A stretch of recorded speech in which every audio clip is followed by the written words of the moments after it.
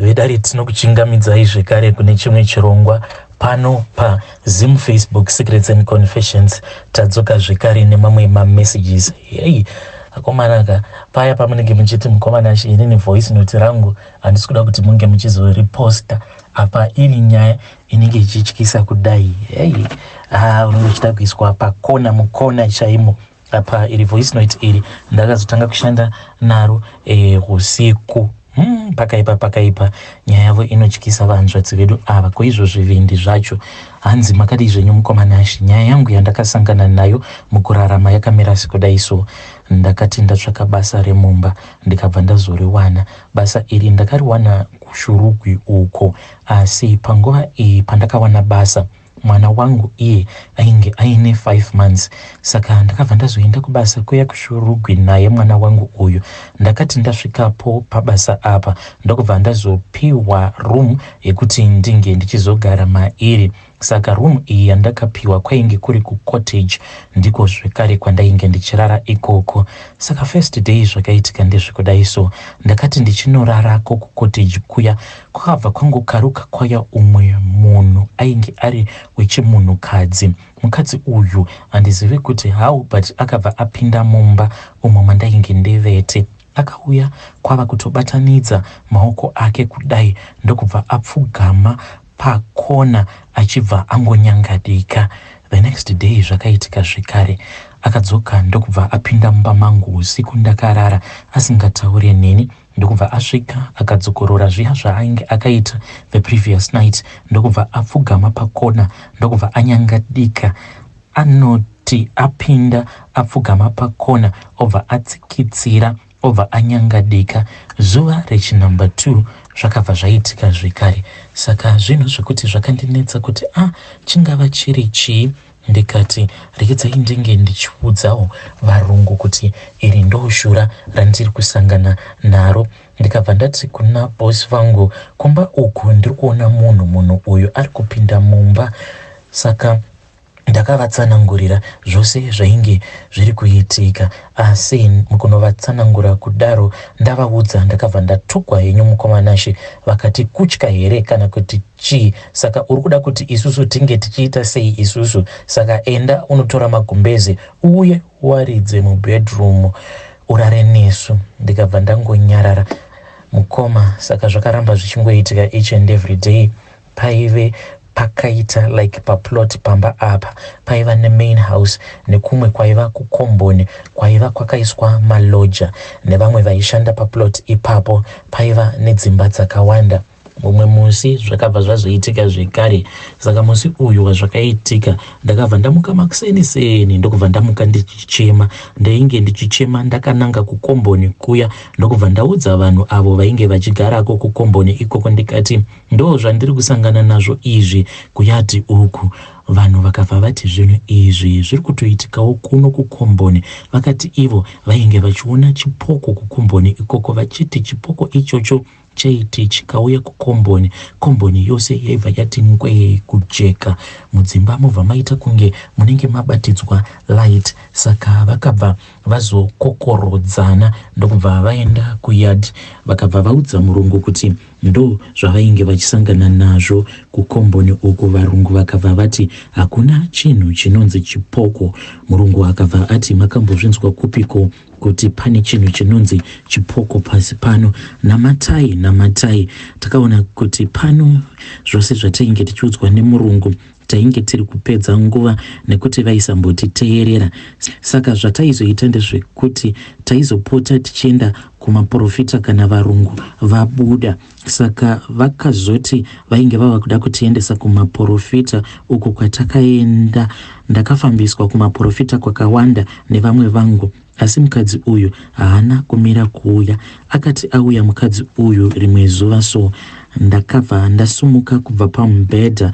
Zvaiita sekunge padoo painge pabviswa dhoo. Ndakabva ndati kwaari kuchipoko chake mukadzi uyu ndikati iwe munhu hausi kupinda. Ndaimuona iye akamira kunze asi inini ndainge ndakamira mukati mumba.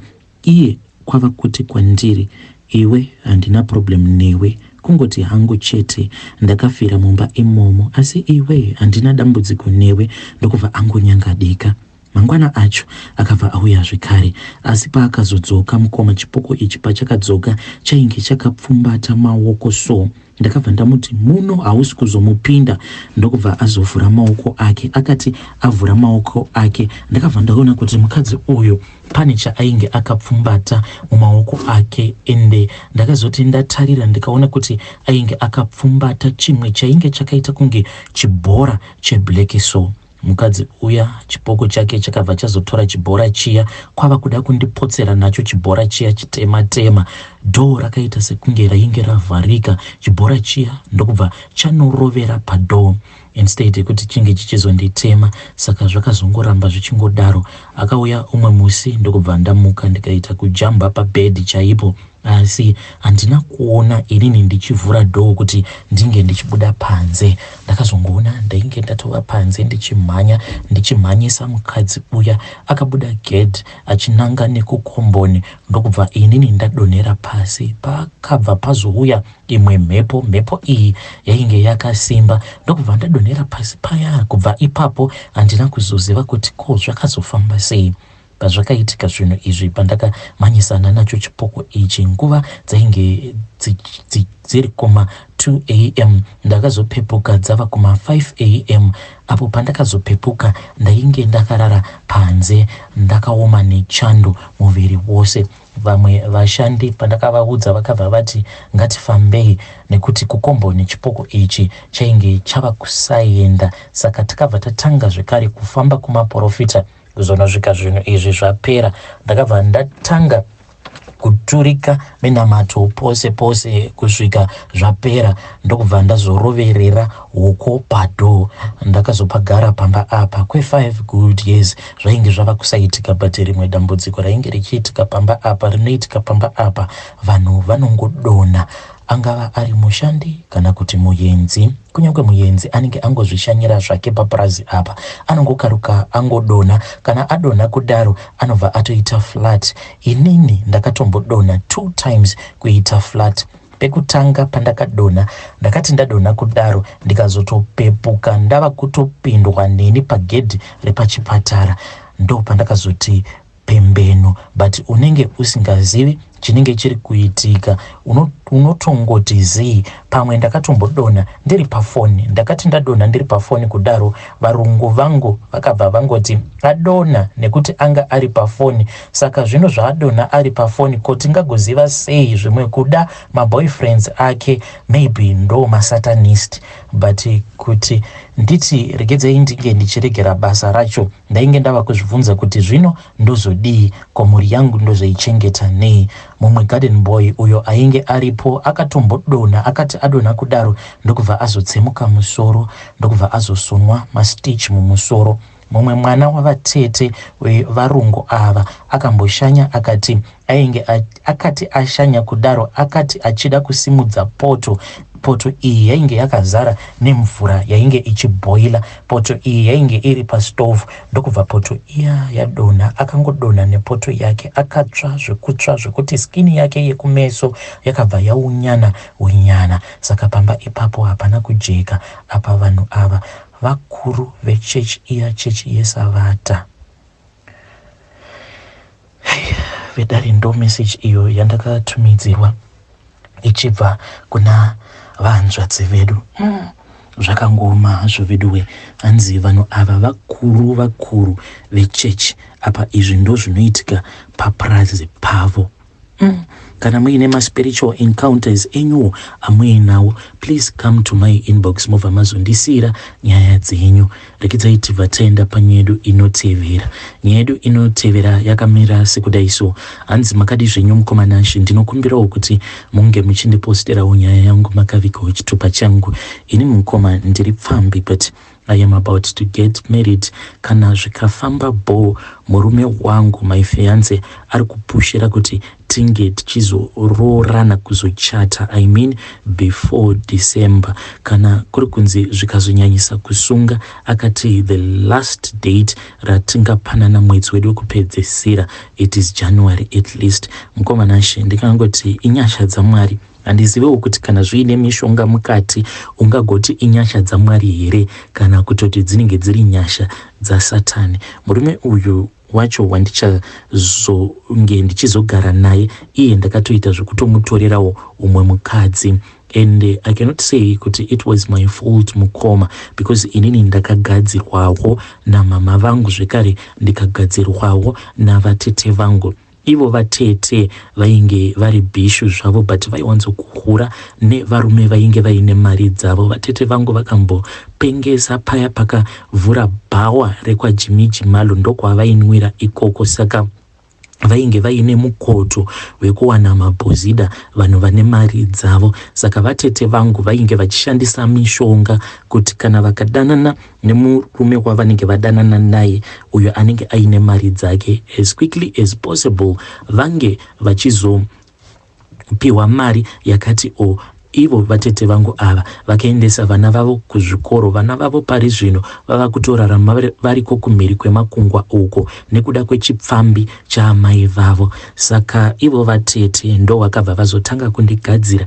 Vakandigadzira zvainge zvisingazivikanwe namama vangu. Inini ndaiwanzokuenda navo vatete. Saka vatete vaiwanzo kuti kana ndiinavo paya ndiri kumaholidays kumba kwavo, vaibva vazonditi ndiperekedze mwana wehanzvadzi yangu. Apa tainge takaita kakufanana tose tiri vashava. So she used to love to go around with me. Ndokubva tazotanga kuenda kumabhawa, but ndainge ndisati ndatanga kukechwa because I was very young. Ndainge ndichiri form 3 panguva yacho iyoyo, but mamwe mabhozida avo ainge achitoda nezvangu, but vaizoramba vachisunga play vachiti uyo achiri under age. But vatete vangu ndo vakabva vazotanga kundidzidzisa kuti murume unomukwezva sei, unomusejusa sei, kunyange uchinyazoziva kuti uyo haunei naye, but uri kuda kungomudyira mari yake, zvekare nekuti munhu anotidzwa sei.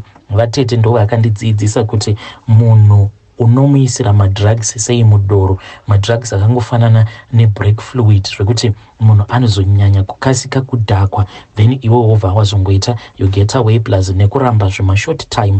Vaiti zvima short time zvinoitwa nemahure marombe. Ivo vatete vangu kechewa all night votoendeswa kumahotels.